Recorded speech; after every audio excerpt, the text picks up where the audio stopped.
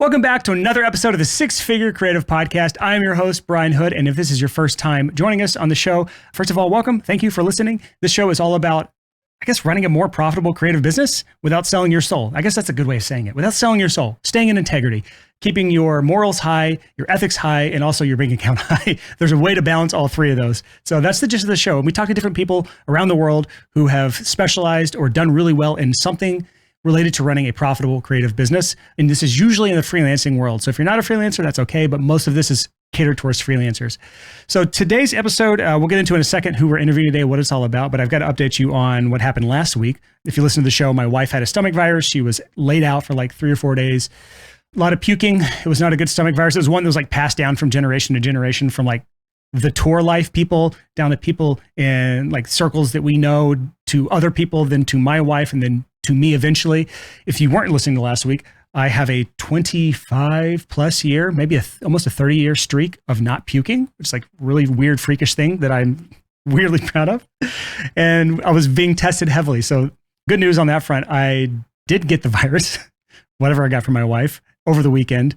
I got through it. I didn't puke. So everyone that got it puked, I didn't get it. I guess I still have the stomach of steel. So that's a wonderful little weird brag that I have that I had to share with you people. And for all you new people, I'm so sorry. I'm so sorry. We're not all about vomit here. Matter of fact, this is probably the only time we've brought up vomit on the show. So there you go. So let's get into the meat of this episode today. Today, we're talking to a wonderful designer based out of the UK named Ian Paget. And Ian has a cool business called Logo Geek. I will not give you $20 if you get his niche figured out. Meaning, I know you know what it is because it's in the name. He's a logo designer. I don't want to owe a bunch of people $20, which is why I'm not betting $20 that you could guess his niche. He's a logo designer. And he has a podcast called Logo Geek. He has a Twitter account. He has a Facebook community all around.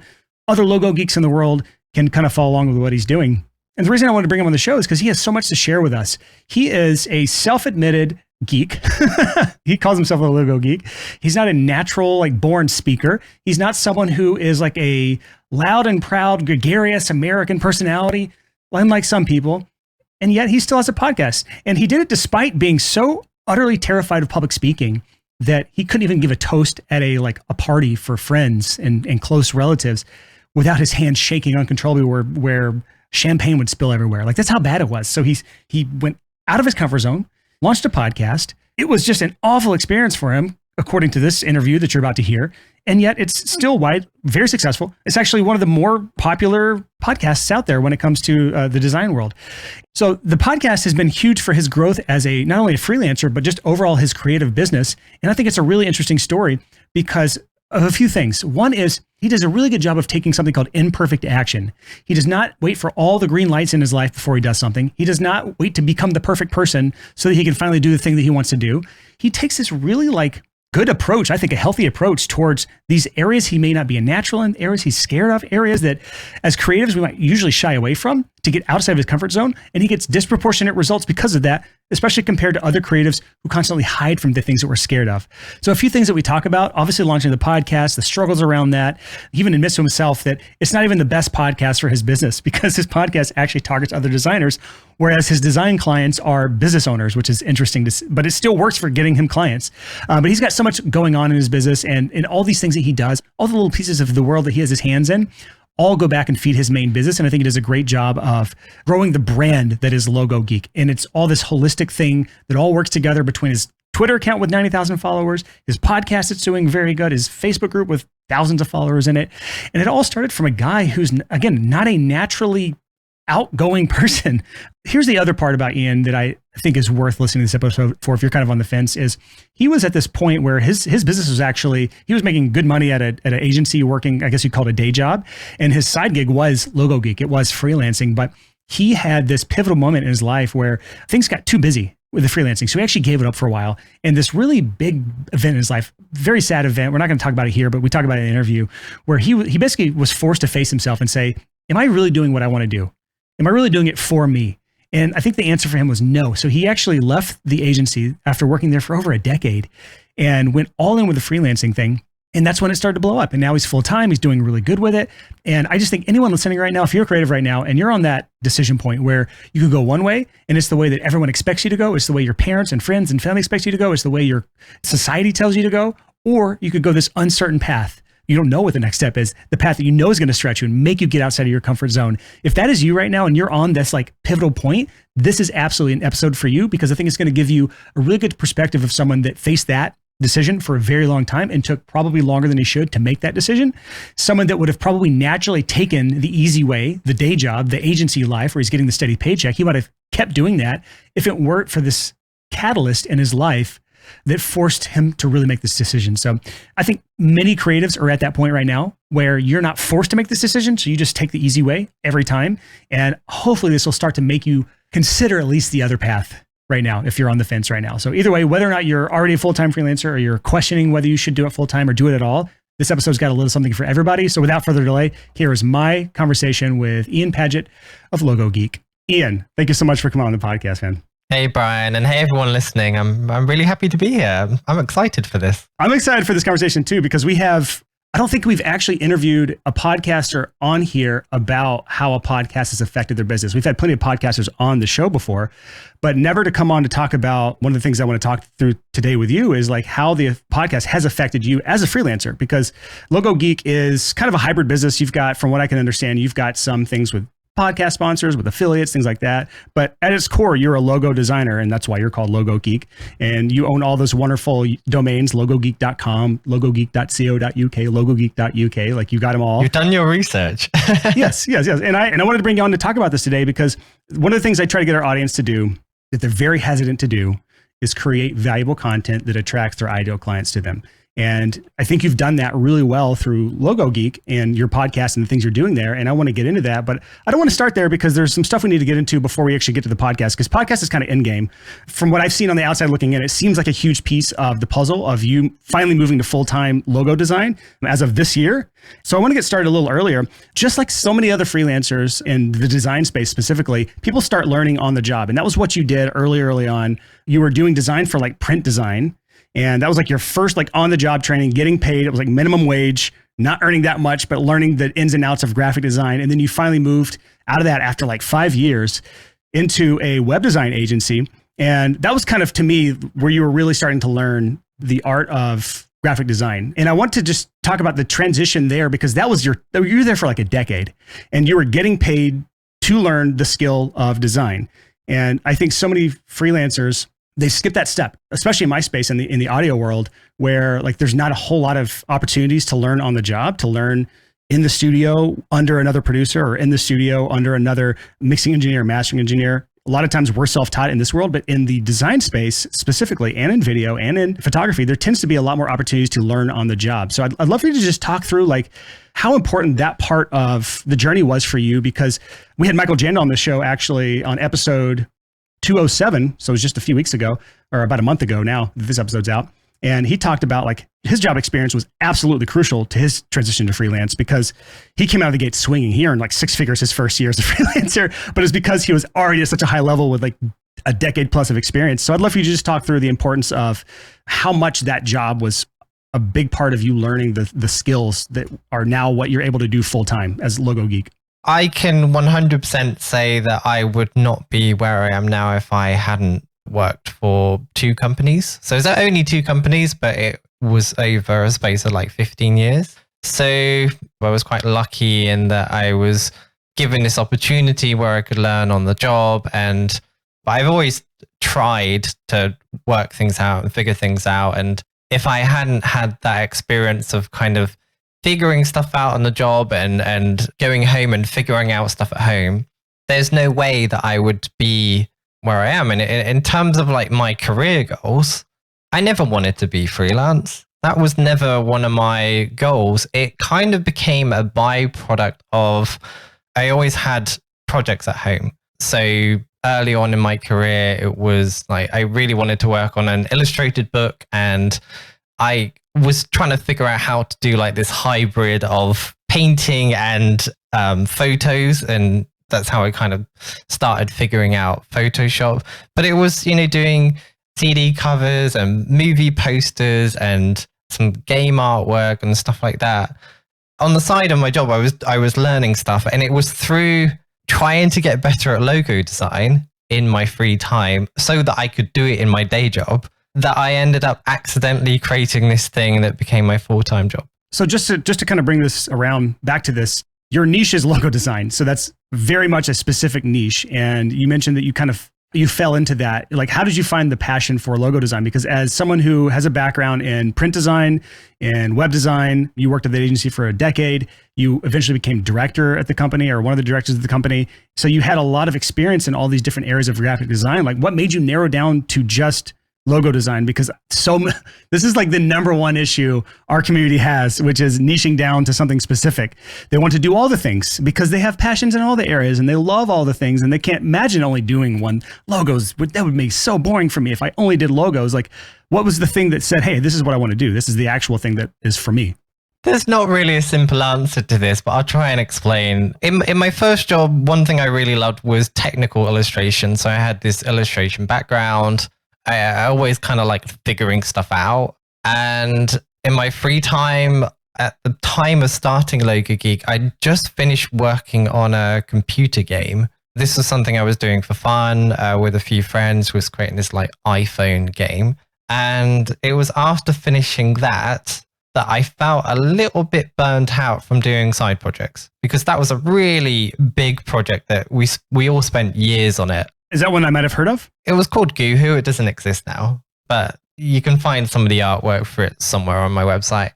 But basically, it was after doing that, I wanted to work on something, but nothing of that scale. And my partner at the time actually said, why don't you do logo design? Because you're good at it. And at that point, I enjoyed doing all graphic design, but actually logo design was a nice idea as a side project, because you could take on a logo project, or you could start working on a logo project, and you would literally start it and finish it within a short space of time. So if you took one on and you did it, and then you can take as long break as you want, which was a stark contrast from working on something over like a 4-year period. And in terms of the passion, like, okay, I liked logo design. I was always interested in logo design. I'd done a few logos in my full-time job at that point, and I did enjoy doing them when I did them. But in terms of it becoming a passion, it was through building Logo Geek. And you launched that as like a hobby side gig thing in what, 2012? I can't remember the exact date, but it probably is about 10 years ago now. But yeah, it was just started as a hobby website where I could create logos, post them on the website, and write blogs and share what I was learning.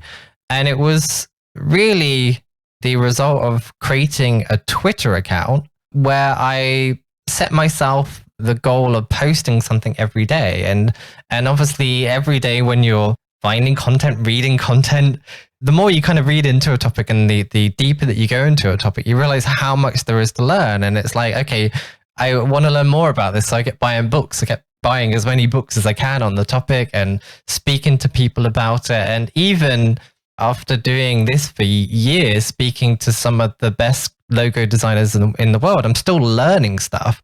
You wouldn't think that was something like a logo is relatively simple when you look at it, but in terms of the actual topic itself, there is so much that you can learn about this thing. And I think it really, in terms of that passion, it was just a byproduct of choosing to focus on that. And as I said earlier, I never planned to go freelance, but everything grew and grew and grew and grew. And I just got to a point where it's like, okay, I need to give up one of these things, either my full-time job or my Logo Geek stuff. And I spent years being stuck in this rut, choosing between the two. I always picked my full-time job because that was what I thought was the norm, but I could never let the Logo Geek stuff go. And eventually I made my mind up to take a leap. And that's when where I was working gave me a part-time position. And it was when my daughter was born. I'm like, I want to be at home. You were doing this on the side. Is this a side gig? Your partner said, hey, you're really good at logos. This is something you should pursue. And you just said, I'm just going to learn as much as I can about this. And here's a big difference that I see in your approach to what most people do when they're learning something. Most people say, I need to learn it all before I can teach or share anything that I'm learning. Whereas you said, you're not teaching, but you're just sharing what you're learning as you're learning it. And you grew your Twitter following to like 90,000 people or something like that at this point. And I was listening to one of your past conversations you had, and you mentioned something that you had heard someone talking about using growth hacks. to grow your business early on, and you were like, I'm just going to try all these different growth hacks, and none of them really worked, but Twitter seemed to catch on. Can you just talk about like the growth hack phase of your business? Because at that point you were just working with like nickel and dime projects for friends, and you had not actually worked with what I would consider like a real client, which is like a stranger, someone who has no idea who you are outside of your local circle, your friends and family, and people that already know, like, and trust you. You decided, I'm going to implement these growth hacks. You can explain what that means and what you tried. And then that eventually led to, it's like your first real client. In the agency that I worked for, I was always badgering to them that we need to do more social media. Like, I had an interest in social media. Wait, what was the interest from? Because most people, especially in our community, they have little to no interest in social media, and they want to avoid it like the plague. And I'm kind of one of those. I completely see the value in it, but I don't use it myself. So I have a hard time actually using it for my advantage, because I don't use it for pleasure. And I think it's hard for people, if they don't actually utilize social media the way it's intended, it's also hard to utilize social media as a tool as well. So I'd just love to know, like, where did that inherent interest come from for social media? It was more that I could see that there was big opportunity to get clients through it. So something I always liked to do in my day job, and I think it's one of the reasons why they promoted me to a director eventually, is because I would always just badger them like, we need to be doing this, we need to be doing this, because they wasn't doing it, any of it. They was doing the more traditional cold calling. When I'm talking about this, Twitter was new. Facebook hadn't been out long. Like, really, it was that early in terms of the internet, which is weird because it's not really that long ago. And it was more that these new emerging things were obviously something that would change the world, and it has. At that time, I was into MySpace when MySpace was a thing, and that's where I got some of my clients from. It was all voluntary work, but used to do album covers for bands and stuff like that. I was one of those bands that was using MySpace to tour. I saw the opportunity there, and I've always had an interest in emerging technology and things that could be big, and my hunch was right, and the company did eventually get into it. But anyway, going back to my story, they ended up doing an interview with somebody that came in for the online marketing team. And this girl that they hired was really into social media and all the growth hack stuff. And it was something that they'd never done before. And they knew that I was interested in this. I already had a little bit of a team, all graphic designers, but they're like, Ian, if we hire this person, can you manage them, because you understand this more than anyone in the company, basically. So I agreed because I thought it was exciting. And she was talking about some different ideas that I'd never really heard of. One of them is, you wouldn't do it now because it's not okay to do this now, but it was the whole follow, unfollow thing. That is very much like a growth hack. It feels black hat, like not kosher.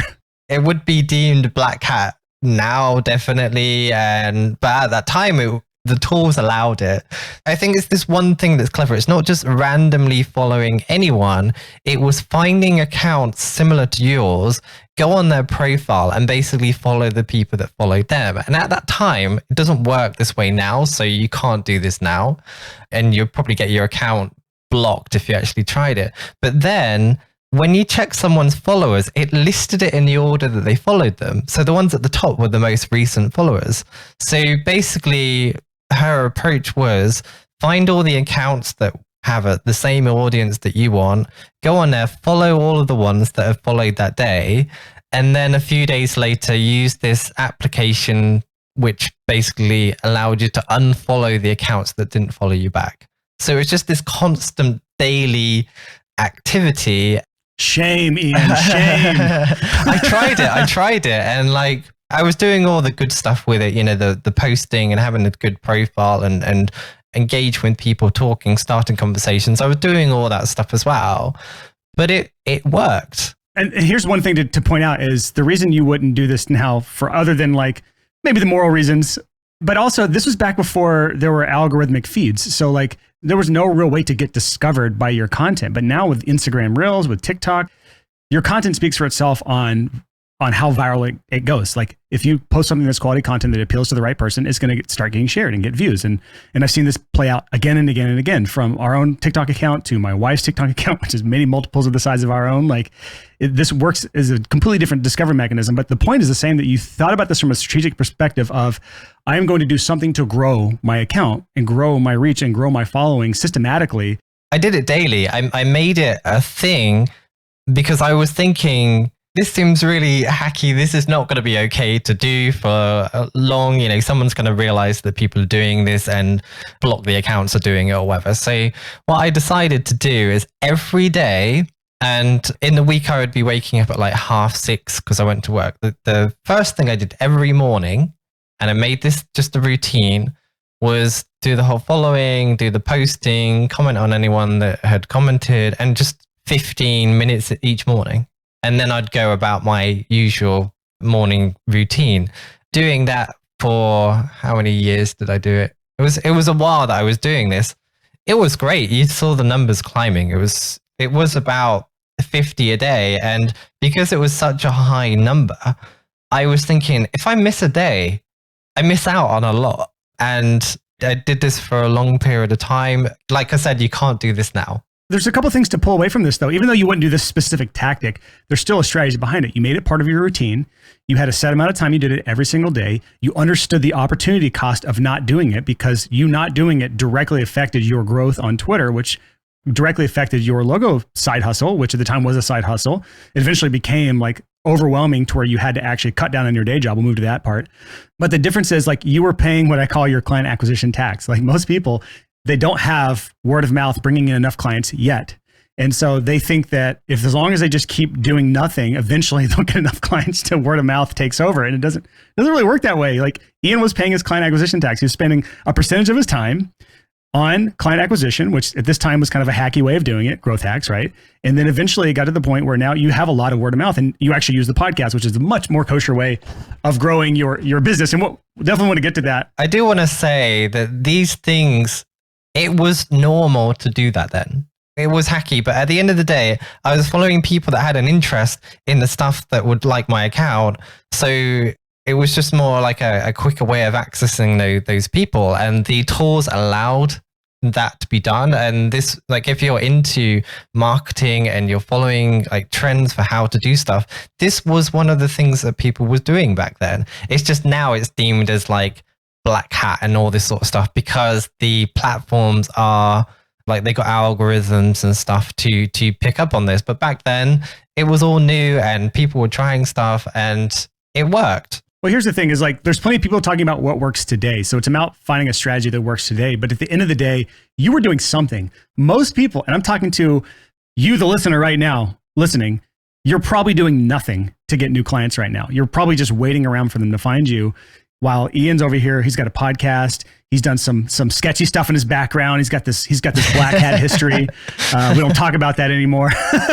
But he's done something, and he had a routine around it, and he was systematic with it. I'm still doing the stuff that works, like posting, engaging with people, commenting on stuff, being active, building a platform. And I've got to a point now, like say with my Facebook group, I don't need to create the content on there for people to become aware of the Logo Geek brand. It's kind of like self-growing. And it's the same with our community. We have almost 10,000 people in there. And I think at any given month, 6,000 or 7,000 of those will be active in the community. So it's a self-perpetuating thing on that end, and maybe worth talking about as well. But just to bring this back on track here, you had used these strategies. You had grown to the point where you were getting overwhelmed with this as a side gig. And so you had this decision to make. Do I double down on this and go full-time, or at least part-time, or do I stick with a day job? And you actually, from what my research uncovered, is you actually said, no, I'm just going to focus on the day job. This is like my career. I've got the director role here. I'm like growing in this company. I'm learning new skills, probably liking your job. You didn't hate it because you were there for a decade. Most people,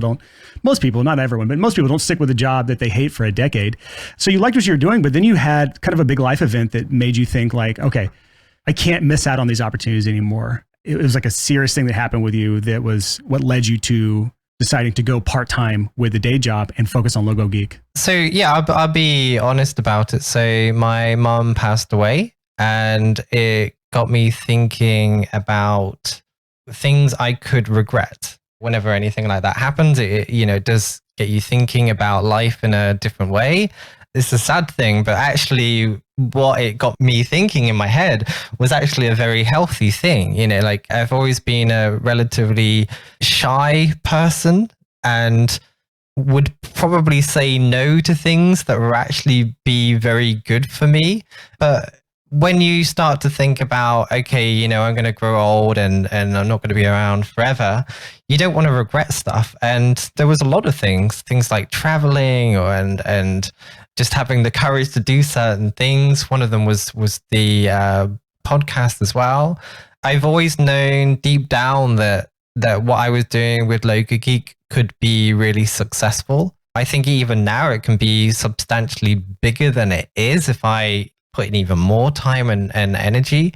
I just knew that if I actually committed to doing it, that I could make Local Geek a success. And just that mindset of having no regrets, the podcast was another thing. Because one of the reasons why I started the podcast is because I can get very anxious in certain situations. So like at school, college, all that sort of stuff. If I was asked to stand up in front of the crowd, I'd be there. And I think a lot of people are like this, to be fair. I would be really nervous. I'd be literally panicking about it for like a week, feeling sick, not wanting to do it. If I was I'd be like shaking, like, my hands would be shaking. I'd be sweating. My voice would be trembling. And this was the same for even, turn on the podcast mic. I got the same feeling. Red light syndrome, they call it in the studio. I didn't want to always be like that. And I did get some therapy to help with this. And I learned about something called cognitive behavioral therapy. There's more to it, and I'm really generalizing it here, but you basically need to expose yourself to the thing that scares you. And podcasting was a nice way to enter into this. You hit the record button, get the same feeling, keep doing that over and over and over again. So recording as many episodes as I could and saying yes to as many interviews, as many shows as I could be on. Every time I got nervous for a long time, but now I've got to the point where I don't even think about it. I just sit down, show up, I hit record and just talk. And I think you mentioned prior to recording this that you heard that some of my early episodes I re-recorded bits. It was because I would get nervous and sound like an absolute idiot. So I'd re-record some of my parts so that I sounded better. And it just doesn't matter because it's pre-recorded. The most important thing is the final thing. So re-recording my parts, it just made it sound better. But now I'm at the point now where I don't do that. And the only time I do that is because if, say, the internet cut out or something and, I've needed to patch it together in some way. Most interviews now that I do are just very natural, and it's all down to confidence. And that confidence has come through just recording as many episodes as I can. I love your story because you're not the traditional path for a podcaster. You're not like the overconfident, like the salesman guy, kind of like the radio DJ voice kind of guy. Like, hey, welcome back to the podcast, guys. Like, you're not that type of personality, and you don't come from that kind of background. You were actually like the exact opposite. You're probably more like a lot of our audience, where you're just like a natural introvert. You are scared to talk to large crowds. Getting on the microphone and talking to thousands of people at a time is terrifying to most people. And what most people do, almost everyone listening right now that's ever considered a podcast that has that fear would say, nope, not for me. I'll hide behind a screen and just post little like art things on Instagram. I just want to say, you can actually go back to my early episodes, or you can go back even further and listen to some of the first interviews I did. There was a podcast, I don't believe it's still available, but there was a show called Side Gig, and I was a co-host on that. And sometimes I would get so nervous, and sometimes the guy's like, are you okay? And I'm like, no. Was that with Preston from Millo? Was that the podcast you did with him? Yeah, it was with Preston. Yeah, I remember, because there were three of us, and I'd be listening to Preston and Ryan talking. And they have these amazing American accents, and they're both really confident. And I'd kind of forget that I'm supposed to be speaking. Kind of the job as a co-host, yeah. And sometimes because I was nervous, I'm just waiting for my opportunity to say something. So what I say just doesn't fit really within the flow of the conversation because I'm just so nervous. You're just like waiting way too long. So by the time you speak, it's like out of context. Yeah. So sometimes they'd be like, oh yeah, I want to comment about that, what he just said.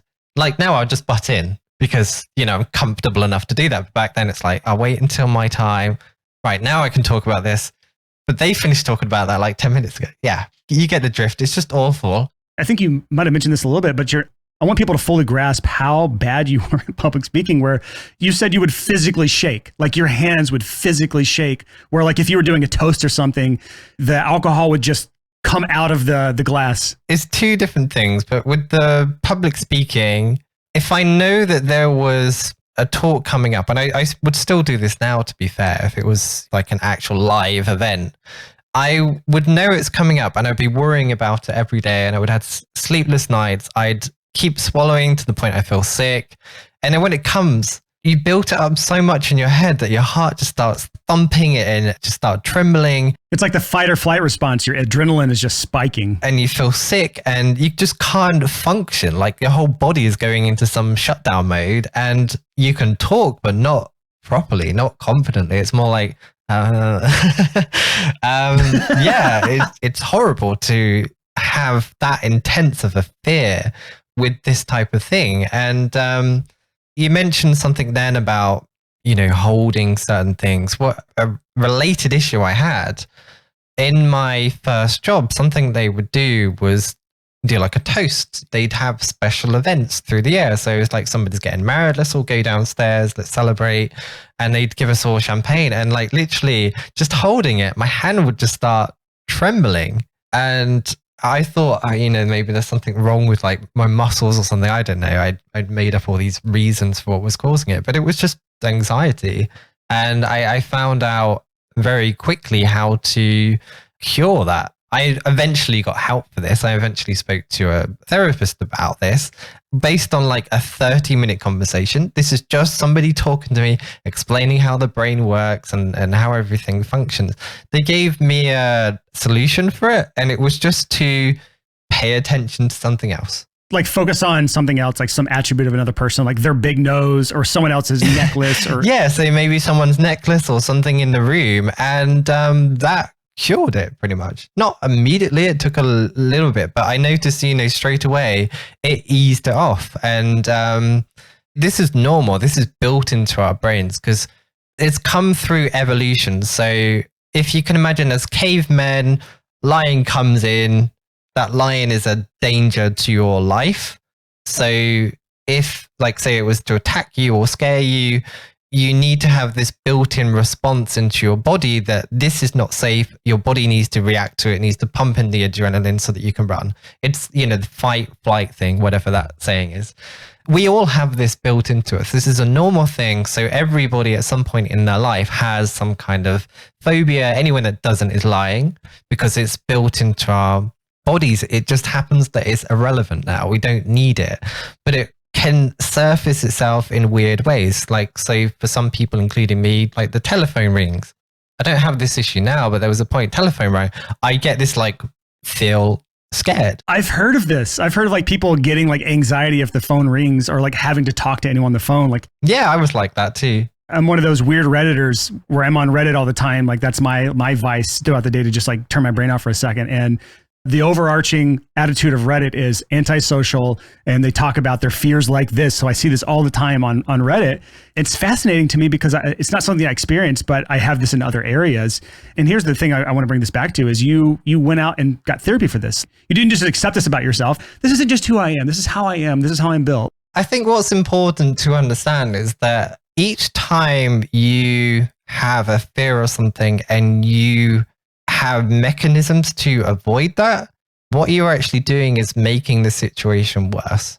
And because I was doing this thing for so long and avoiding these situations, doing everything I can to prevent it, it creates the fear. So you see some people out there that have stupid phobias of like lifts and balloons and whatever, random. I know somebody with a butterfly phobia. Yeah, random things. It gets worse because they avoid They avoid it, they cement it in their brain that this is a danger. So their body reacts in the same way as it should do if you're a caveman and a lion comes in because you're actually in physical danger. It's the same response from a butterfly that's actually safe, just because they keep kind of cementing that.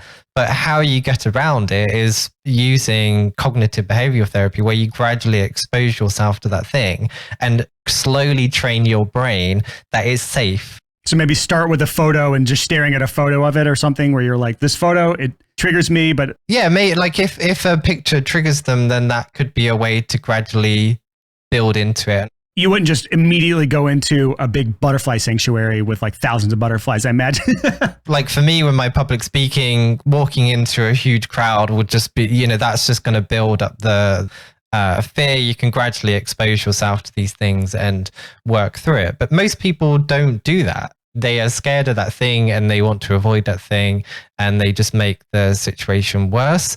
But once you understand how the brain works, you can actually kind of retrain your brain to be used to these things. And it's interesting, and you can do it yourself. You don't need a therapy. But in my case, it was nice to be able to sit down with someone. They explained it and it made me realize, okay, this isn't caused by anything like through my childhood or anything like that. Like I was literally expecting to be like lay down on the bed and like tell me about your mother and all this sort of stuff. But actually it was solved with very simple things, just understanding how the brain works.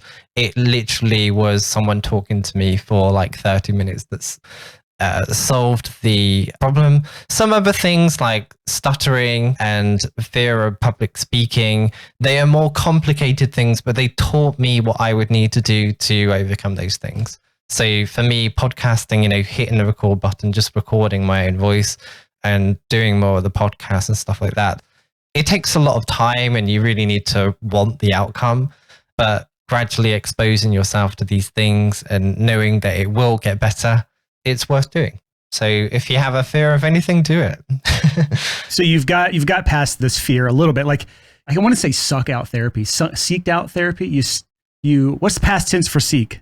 Seeked out? Sought? Sought. There it is. You sought out therapy. My editor wouldn't make me sound smart there. It's fine. Or he'll just leave this in and make me sound stupid. Either way, it's a win. Just leave it in. Yeah. You sought out therapy. You seeked out therapy. You sought out therapy. And it was like, he gave you the quick win, which is just like, hey, focus on the necklace or the big nose or the big ears or the big eyes, and your hands will stop shaking. So you thought, okay, I can change myself. That was like a good quick win where you said, like, this is not just how I'm built. Like, I can overcome this stuff. You eventually said, I'm going to start a podcast to help get past this stuff. It didn't start out easy because you did the podcast with Preston and Ryan, and you were probably less than stellar. You did 10 episodes with them. But when did you actually launch the Logo Geek podcast? Sometime in 2017 from my research, or was there episodes that were deleted off the backlog before that? Because your first episode live is with Chris Doe. I don't know if you had anything before that. I recorded a couple of solo things. They don't exist anymore. I don't know what happened to them, but it's a shame because it would be nice to hear how bad they are. I'll have my editor put on here. My very first YouTube video from like 2000 into 2008, early 2009 is so worth watching because you'll see, like, I wasn't a natural either. Like, I was an Alabama boy. I didn't know how to speak to a camera. I didn't know how to articulate myself. Like, I was awful in that first video. So they'll embed it on our show notes page at sixfigurecreative.com/212 if you want to see that. And then if we find any of those old episodes that you mentioned with like Preston or something, I don't remember what you mentioned. But yeah, some of those probably do exist. I think one of the first guest interviews I did was on being freelance.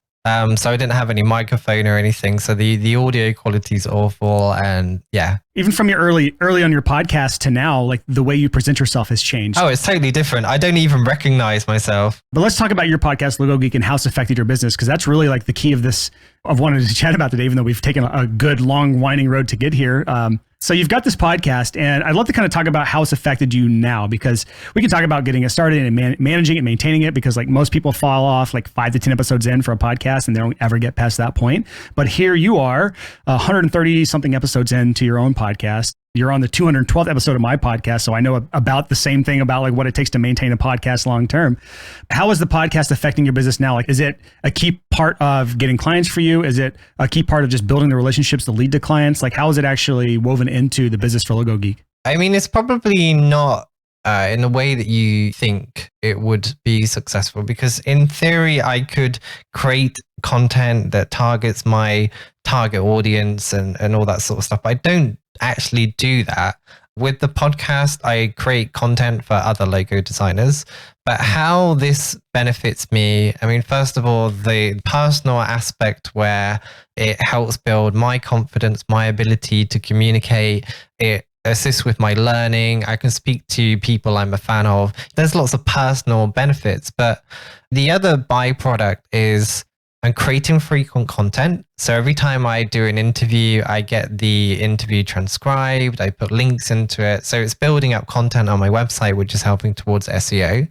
Most of the benefits are SEO related, to be honest. So search engine optimization related. So if you can imagine, when I do an interview with someone prominent, they might put a link on their website back to the interview. So I get backlinks from relevant authoritative websites.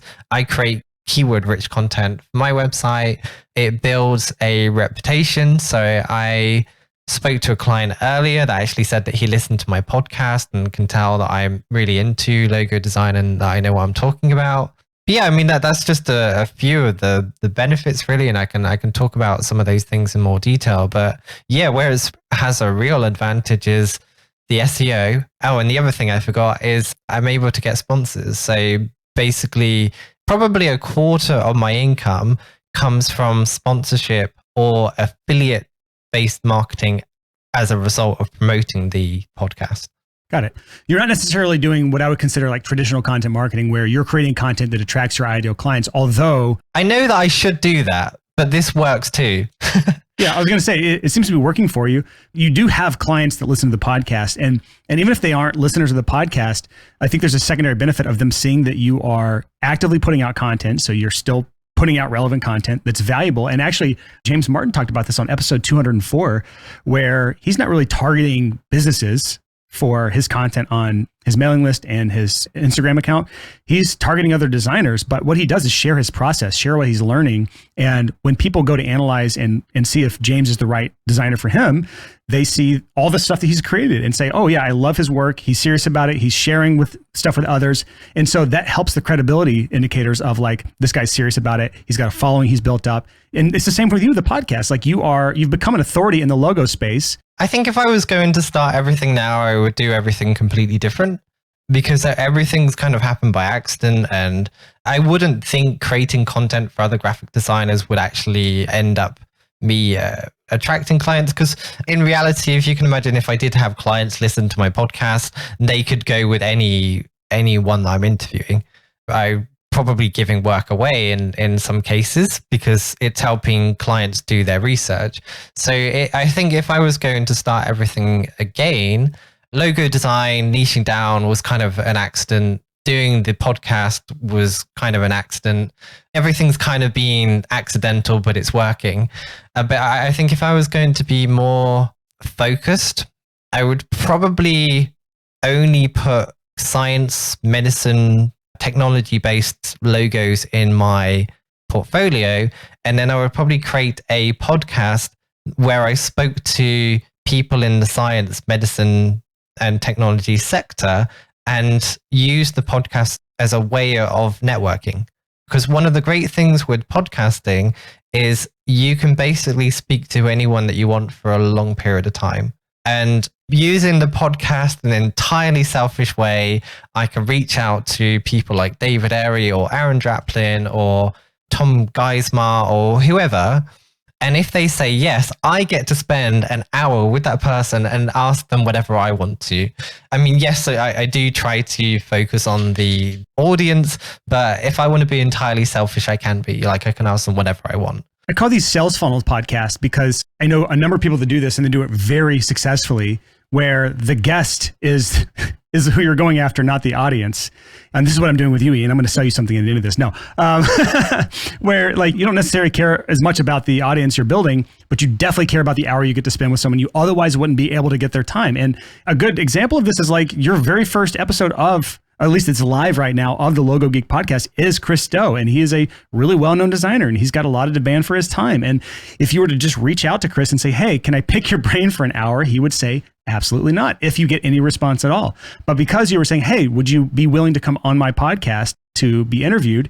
There's a much higher chance that you're going to get the yes in that scenario. And you didn't have anything to sell him, but that just gives the example of how it's easier to reach and talk to your ideal clients, especially in industries where your clients, I don't know, for better or for worse, consider themselves above you.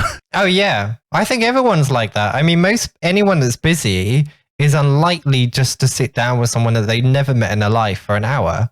Like say if I wanted to target people that was in science and medicine and stuff like that, they would probably assume that I want to speak to them because I want to sell them something. Most of them would probably think that. But yeah, having a podcast is like, I want to hear your story. Come on. And then that's a good way of getting to know them, building up the whole know, like, and trust factor. I think also with this approach, like say if you did a podcast on that was science-based, you would get other people that are interested in that, listen to it, and they would get to know you and like you and trust you. And you could use your podcast to say, I'm a graphic designer, I focus on this. On this week's episode, we're going to interview this person. So you could use every episode as a sales pitch, but you could also use the podcast as a way of targeting. So as I was saying, if I was to start over from scratch and be more thoughtful in everything that I'm doing, that's what I would do. But everything that I am doing right now, hopefully I made it clear, it's just kind of come as an accident. And it's just because it is working, I keep doing it. I think a big part of it is, and this is something for the audience to pay attention to, is that you're taking action of some sort. Even though it might be considered like imperfect action, it's still better than nothing. And most people, again, they just default to doing nothing, waiting for clients to find them, waiting for opportunities to find them. And I love the quote where luck is just when preparation meets opportunity. If you don't have the preparation part done where you've put in some of the work, you don't get those opportunities where luck strikes. And I think a lot of the times you look back on your past and say, I was lucky that this happened, it's because you put in the work ahead of time. Even imperfect action is better than no action at all. That being said, like shifting the way the podcast is or what you would have done differently, maybe it was more efficient, maybe it would have worked out better, but at the end of the day, it doesn't matter because you're now full-time doing what you love. The podcast is a big part of that. So talk really quick about just launching the podcast, because in my world, coming from the music production background, it wasn't a lot of work to figure out the tech side of things. You don't have that background. You weren't a natural speaker. You weren't a natural, like, you didn't come from a long history, a lineage of radio VJs, DJs, whatever they are. What was your experience launching your podcast from scratch as someone who doesn't have any experience, or you didn't have natural talents at the time when you did this? I did not. In terms of tech, I already had a computer.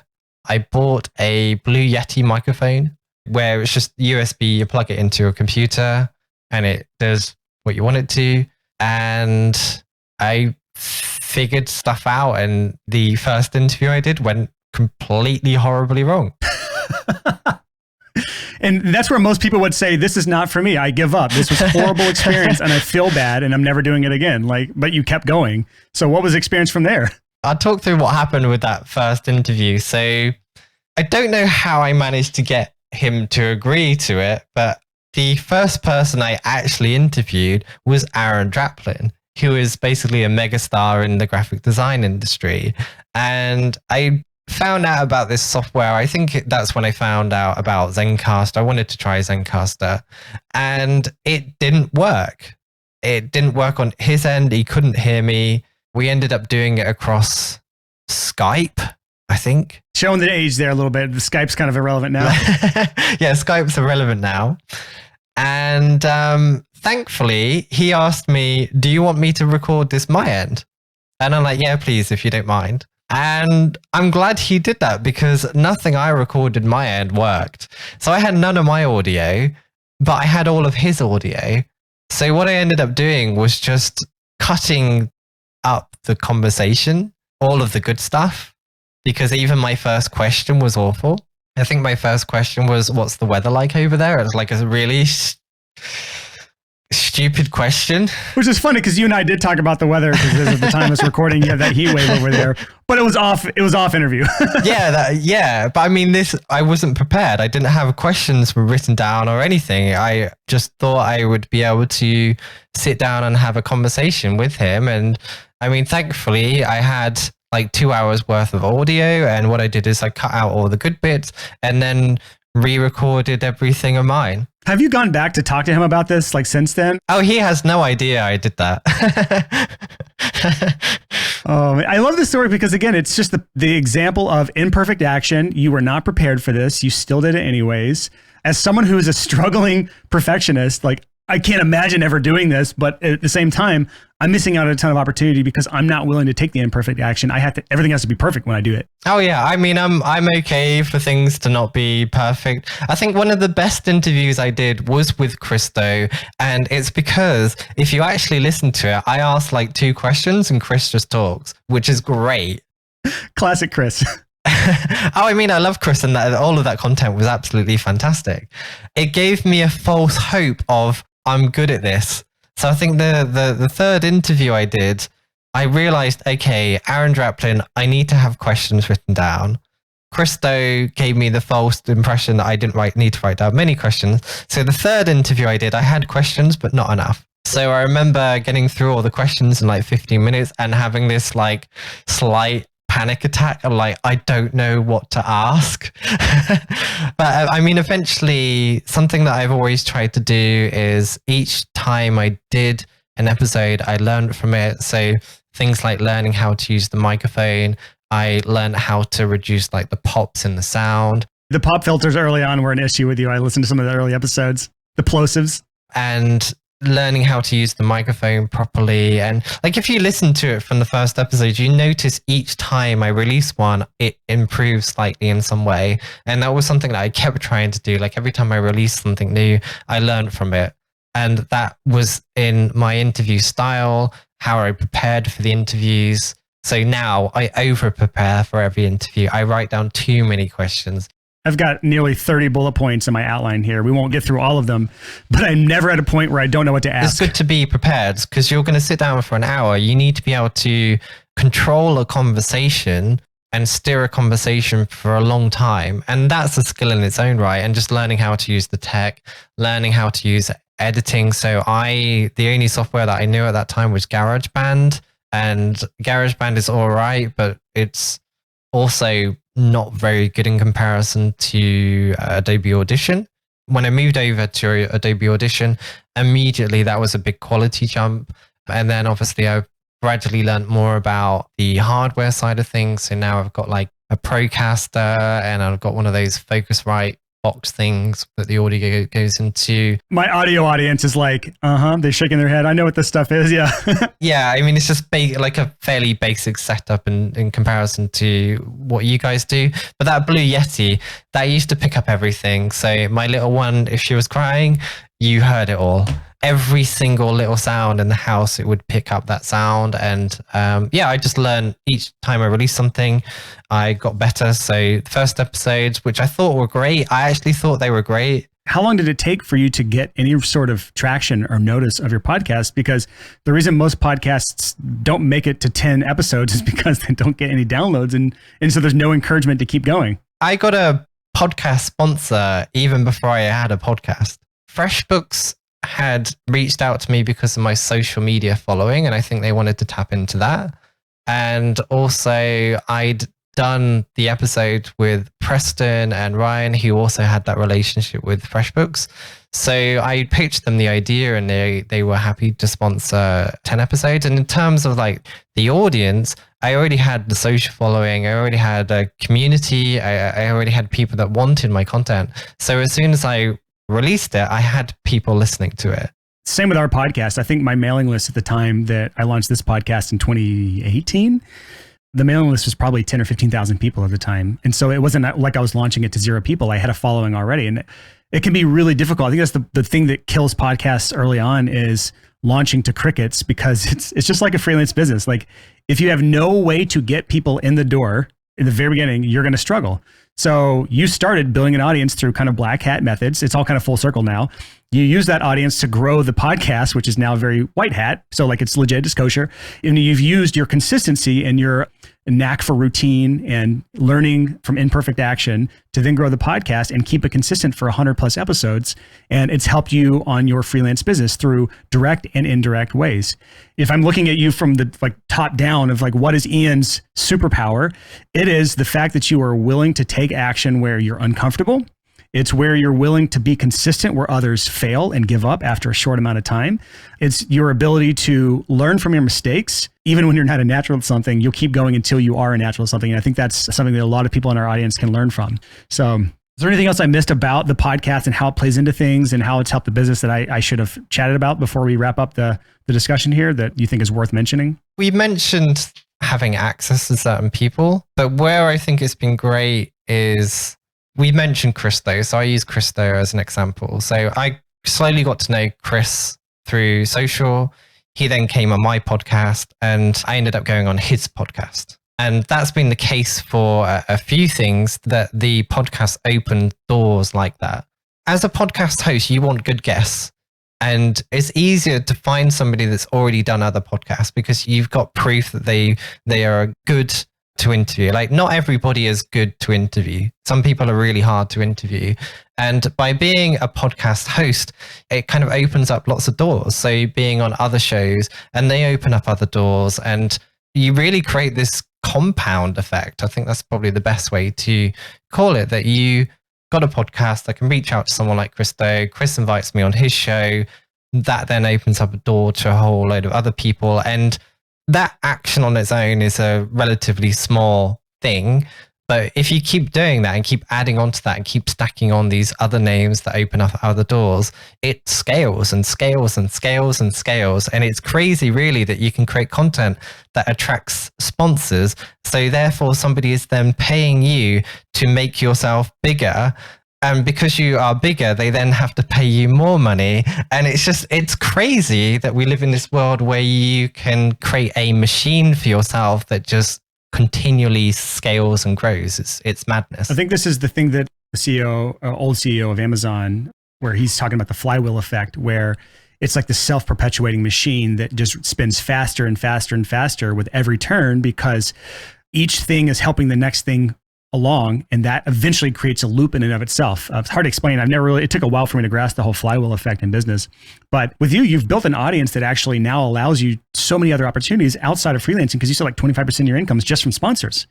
And that's not including what else you might create for that audience. There's lots of other ideas that I have, things I've been working on, things that I've started. And it's great to be in a position where the opportunities are there. It's just down to me to actually sit down and do the things that I need to do. But you have the freedom to do that. Most people don't even have that option to even take those opportunities because they haven't put in the work over time to get to those opportunities. So the luck is preparation plus opportunity. And you've built these opportunities for yourself that you can then either take advantage of, or you can say, no, I love spending time with my partner. I love spending time with my child. I love doing what I'm doing each day. I don't need to buy into the mentality of ever expanding my business and income. I'm happy where I'm at.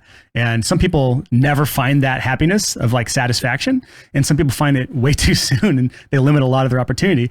But I think you've probably found a balance there. And again, it all comes back to now you have these opportunities because you have an audience.